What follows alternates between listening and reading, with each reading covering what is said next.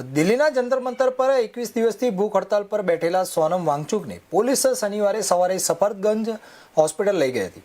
આ પછી કોકરોચ જનતા પાર્ટીના સ્થાપક અભિજીત દીપકે ભૂખ હડતાલ શરૂ કરી દીધી છે।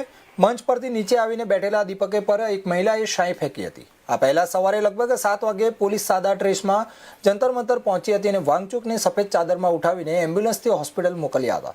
આ દરમિયાન પ્રદર્શનકારીઓએ પોલીસનો વિરોધ કર્યો હતો, જેના કારણે ત્યાં હોબાળો થયો હતો।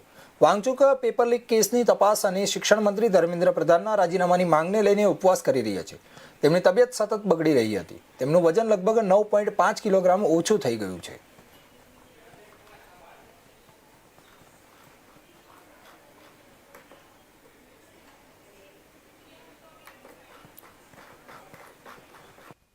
મહત્વના સમાચાર તો સોનમ વાંગચુકની આજે પોલીસ તેમને સભા સ્થળેથી ઉઠાવીને ત્યારે એમને હોસ્પિટલ લઈ ગયા હતા। જોકે તેમની તબિયતમાં ખૂબ જ નાદુરસ્તી જોવા મળી હતી, જેને લઈને પોલીસ તેમને હોસ્પિટલ લઈ ગયા હતા। અને કોકરોચ જનતા પાર્ટીના સ્થાપક અભિજીત દીપકે આજે અનશન પર બેઠા હતા, ત્યારે એક મહિલા દ્વારા તેમના પર શાઈ ફેંકવાની ઘટના સામે આવી છે।